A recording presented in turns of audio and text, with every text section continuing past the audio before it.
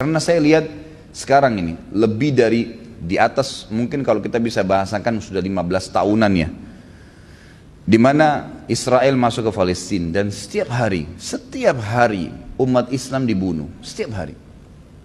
Tidak pernah lewat sehari nggak ada korban, nggak pernah. Minimal luka parah, maksimal mati 3, mati 5 tiap hari. Pernahkah kita yang hadir di sini saja tanya diri masing-masing, berdoa, sisipkan saja dalam doa, tidak usah bicara harta deh. Doa saja, dari doa kita minta panjang umur, sembuh dari penyakit, diberikan pekerjaan, berdoa, ya Allah tolong saudara kami di Palestina, berikan kemenangan. Saya yakin ikhwah akhwat sekalian, 10% saja dari umat Islam, dari 3 miliar 300 ribu orang Islam berdoa, itu hancur Israel. Semestinya begitu kita berpikir. Tapi berapa persen yang berdoa ini? Itu pun kalau berdoa kadang-kadang buru-buru, subhanallah. Sekarang umat Islam dirusak, diperangi dari dalam oleh orang Yahudi sendiri, tapi berkedok Islam. Itulah Syiah. Syiah ini orang Yahudi, teman-teman sekalian. Dibentuk oleh orang Yahudi, Abdullah bin Saba. Fakta sejarah mengatakan itu, harus yakin dengan itu. Kita punya buku-bukunya, fakta-faktanya. Abdullah bin Saba orang Yahudi, pura-pura masuk Islam. Dan di zaman Uthman bin Affan, dia menyebarkan fitnah mengatakan bahwasanya ya, Abu Bakar sama Umar sengaja mengambil khilafahnya Ali. Sama Uthman dikeluarkan, karena dia masih ngaku Islam. Dia berkodok Islam, dikeluarkan. Apa yang terjadi? Dia buat ya, tim demonstran, kemudian masuk memprotes Uthman sampai terbunuh Uthman. Buku-buku ahli sunnah semua sepakat. Ahli sunnah siapa? Yang mengikuti sunnah Nabi SAW mengatakan yang membunuh Uthman bin Affan adalah Abdullah bin Saba, si Yahudi yang pura-pura masuk Islam. Kita punya buku sejarah, ini bukan karangan saya ini. Kemudian di zaman Ali jadi khalifah, dia masuk, disebarin fitnah baru. Abu Bakar, Umar, Uthman, karena Uthman sudah mati, dia bilang juga mengambil khilafahnya Ali. Sama Ali ditangkap di depan orang-orang semua. Lalu Ali tanya, apa kau yang mengatakan kalimat itu? Bahwasanya Abu Bakar, Umar, Uthman merebut khilafah saya dan saya lebih afdal daripada mereka. Kata Abdullah bin Saba, iya, memang dia mau sebarin fitnah. Kata Ali, kau harus taubat, kalau tidak saya akan hukum kamu dengan haddul muftari, hukum cambukan bagi pendusta, 80 kali jerat. Lalu kata dia, saya tidak mau, karena saya yakin memang kamu, memang itu fitnahnya dia yang dia ingin sebarin tengah-tengah umat. Lalu yang terjadi, kata Ali, kalau kau tidak mau taubat juga saya akan kisos kamu, kau akan dibunuh karena kau menyebarkan fitnah. Semua sahabat tidak ada yang khilaf bahwasanya rentetan Abu Bakar, Umar ini paling afdal di kalangan sahabat. Sudah kita jelaskan tablik akbar yang lalu, pada saat jelaskan Abu Bakar dan Umar panjang lebar 4 jam lebih. Lalu apa yang terjadi teman-teman sekalian? Kata Ali, saya akan bunuh kamu. Dia bilang, kalau kau bunuh saya wahai Ali, kau adalah Tuhan. Sampai pada fitnah yang lebih besar, dibunuh sama Ali. Abdullah bin Saba dalam sejarah ahli sunnah dibunuh oleh Ali radhiyallahu anhu. Pemahaman Syiah, kalau orang pakai akal sehat, dia akan faham ternyata pemahaman ini bukan dari Islam. Al-Quran yang Allah subhanahu wa ta'ala telah katakan dalam kitabnya masyhur, ayat ini kekal, bukan karangan saya, firman Allah. A'udzubillahi minasyaitonir rajim. Inna nahnu nazzalna dzikra wa inna lahu lahafidun. Kami turunkan az-dzikra, yakin Al-Qur'an sempurna dan kami akan menjaganya. Tidak ada satu huruf pun dimasukkan kecuali pasti akan terbongkar. Enggak mungkin, dijaga oleh Allah Subhanahu wa taala. Itu ciri khasnya Al-Qur'an. Dan ini ulama semua sudah sepakat, dinukil banyak riwayat berhubungan dengan masalah ini.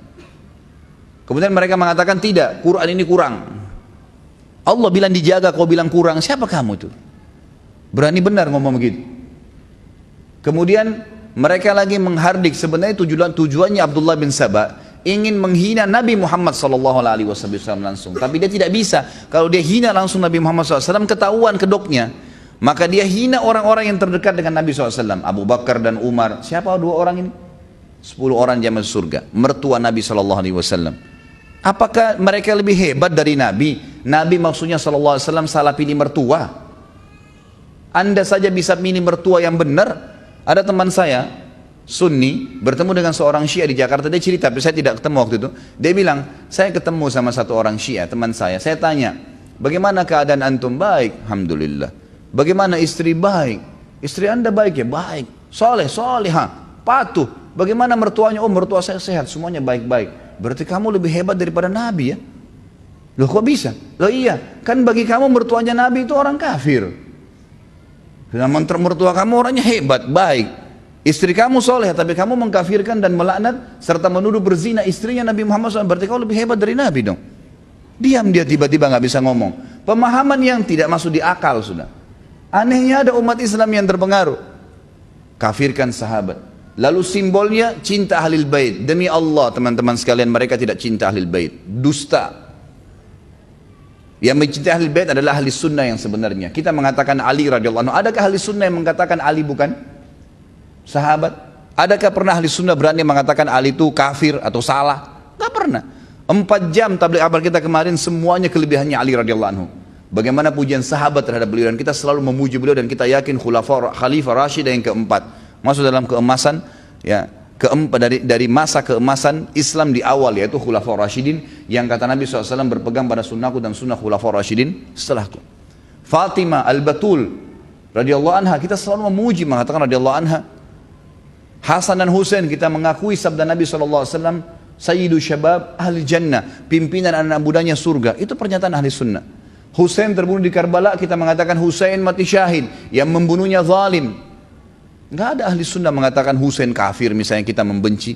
Ini kan sekarang dibuat kesannya di tengah-tengah umat oleh orang-orang Yahudi yang membuat pemahaman ini. Kesannya kita ini membenci Ali, membenci Ahlul Bait, membenci Hasan Husain. Dari mana ini? Tidak ada pemahaman yang bentrok antara ahli sunnah dengan Syiah yang sekarang mereka angkat simbolnya. Nggak ada. Gitu kan? Kitab Ahlul Bait kita hormatin. Bahkan mereka hanya membatasi Ahlul Bait hanya kepada Ali, Hasan, Husain dan Fatimah. Sementara ahli sunnah lebih global. Istri-istri Nabi juga masuk dalam keluarga Nabi SAW. Terbukti kita tahu dalam riwayat Bukhari. Tentu orang Syiah tidak yakin riwayat ini, dan kita tidak peduli dengan itu. Kita punya sanad yang jelas dalam riwayat Bukhari. Salah satu salawat yang kita dianjurkan baca sebelum salam, selain Allahumma salli ala Muhammadin wa ala ali Muhammad kama sallaita ala Ibrahim wa ala ali Ibrahim dan seterusnya, ada juga Allahumma salli ala Muhammadin wa azwajihi wa dzurriyyatihi kama sallaita ala ali Ibrahim. Ya Allah, berikanlah salam untuk Muhammad sallallahu alaihi wasallam dan istri-istrinya serta juga keturunannya. Ini salah satu salawat yang kita yakini kebenarannya. Ada istri masuk di sini, gitu kan? Antum sekarang bahasa Indonesia deh, secara akal sehat. Kalau lagi buat kartu keluarga, istri masuk dalam keluarga nggak?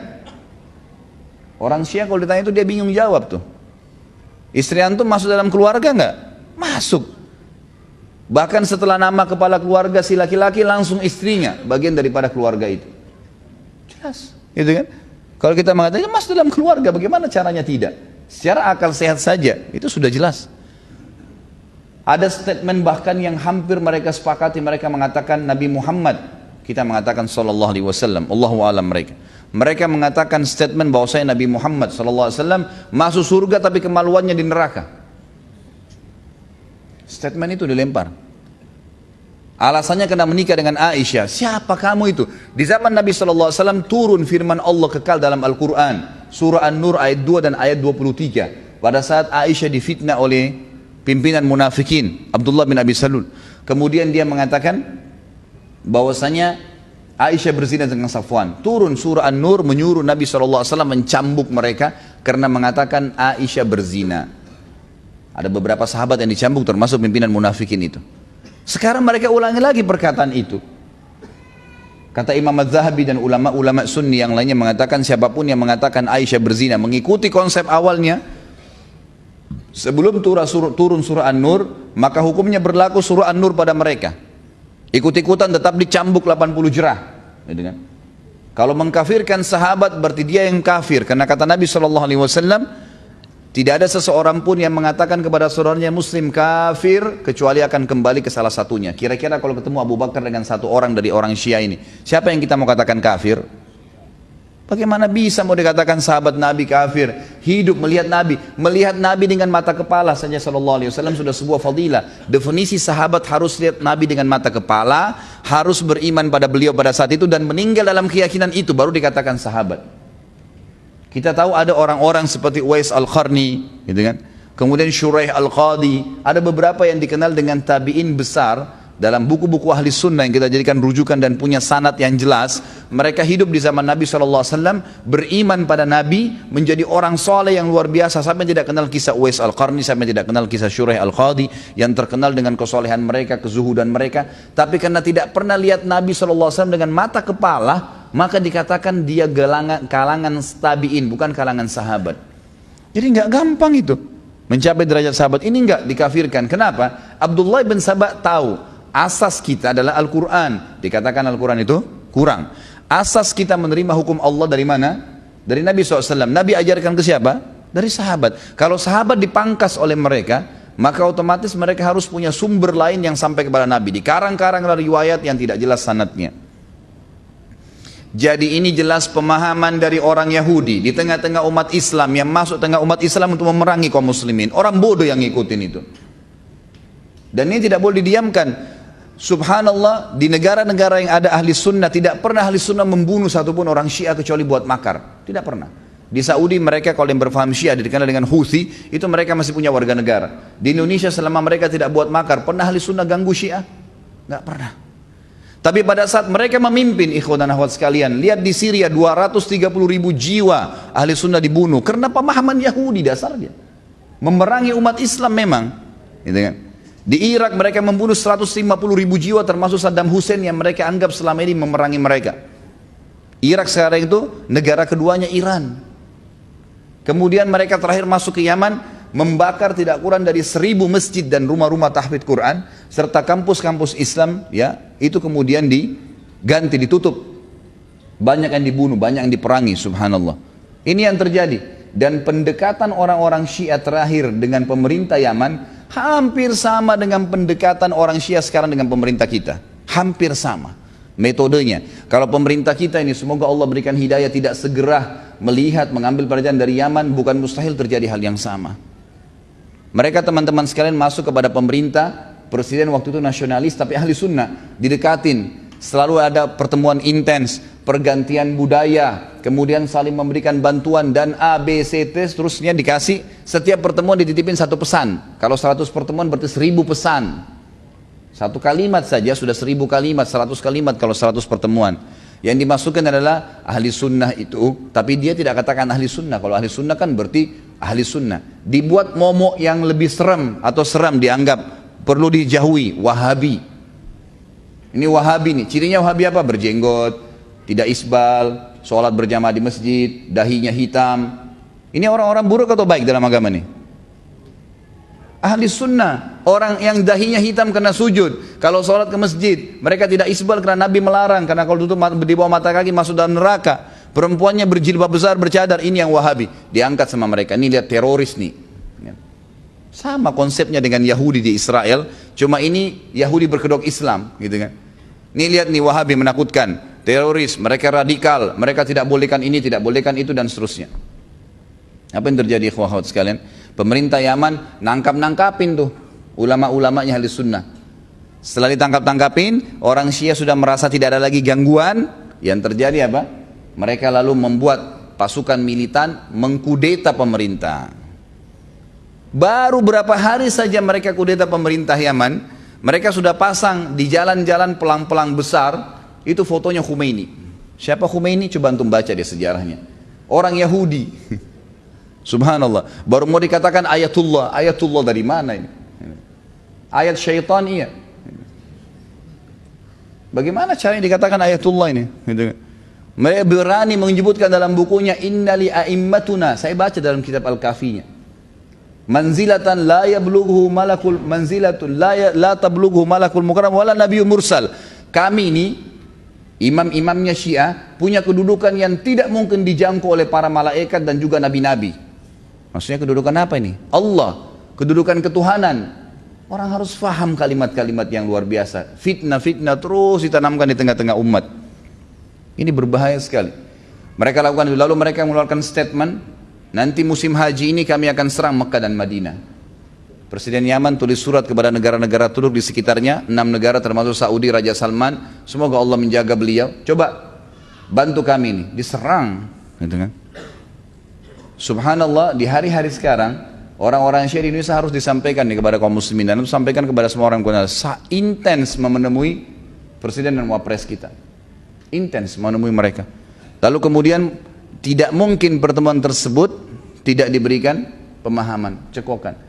Bantuan dari Iran ini segala. Dan sekarang ini ada ratusan ribu jumlahnya orang-orang yang masuk pengungsi dari Iran. Kenapa harus mengungsi di Indonesia? Negaranya nggak apa-apa, gitu kan? Mengungsi dibiayai hidupnya. Bagaimana ini bisa? Saya tidak mengatakan pemerintah kita salah ya. Sebab kita pasti ahli sunnah mendukung pemerintah. Yang salah kita ingatkan. Saya menganggap ini sebuah kekeliruan yang harus diingatkan. Itu mereka Syiah masuk ya. Bahkan ada beberapa teman-teman yang heran, mereka-mereka ini kalau secara fisik bukan kayak manusia biasa, kayak orang-orang yang sudah terlatih militer. Ngapain masuk ratusan ribu orang ke Indonesia? Bukankah sudah ada pelajaran di Yaman dulu? Bukankah MUI kita, bukan saya, MUI Indonesia yang sudah diakui dari seluruh ormas Islam mengatakan bahwasanya Syiah sesat? Bukankah ulama-ulama sudah mengingatkan? Gitu kan? Bukankah sudah ada pelajaran dari negara-negara sebelumnya? Maka itu yang terjadi. Sekarang di tengah-tengah umat mereka masuk menyerang umat Islam, gitu kan? Itu yang terjadi. Harus hati-hati nih. Sisipkan doa kita di situ. Dari sisi lain, saudara-saudara kita di Myanmar sekarang di Burma, Rohingya yang kita tahu, luar biasa. Saya lihat gambarnya nggak masuk di akal saya, ikhwat sekalian. Ada manusia seperti mereka ini luar biasa. Ini teroris yang sebenarnya ini, bukan orang yang berjenggot, bukan orang yang sholat di masjid, bukan yang dahinya hitam. Ini teroris nih, bisa subhanallah membakar anak kecil. Saya lihat gambarnya sendiri, anak kecil diikat di satu kayu yang panjang. Kemudian ada satu orang Buddha dipegang dari sebelah sana, sebelah sini satu, terus dibakar, dipanggang kayak bakar kambing. Manusia loh ini, anak kecil lagi. Sedangkan seorang militan saja, prajurit perang, kalau ditangkap kemudian mau disiksa, mungkin tidak ada penyiksaan di dunia terjadi pernah dipanggang seperti kambing begitu. Anak kecil, perempuan digantung, dibuat traumatis hanya alasan karena mereka Islam. Satu rumpun loh ini ya, warna kulitnya sama, paras wajahnya mereka sama, bahasa mereka sama. Itu saja sudah cukup sebenarnya membuat mereka tidak buat macam-macam. Dan statement internasionalnya, Presiden Myanmar mengatakan apa? Kami tidak ingin Myanmar seperti Indonesia. Kenapa Indonesia? Karena pada saat umat Islam menjadi banyak, mereka akhirnya mendominasi. Memang selama ini kenapa kalau Indonesia didominasi orang Islam?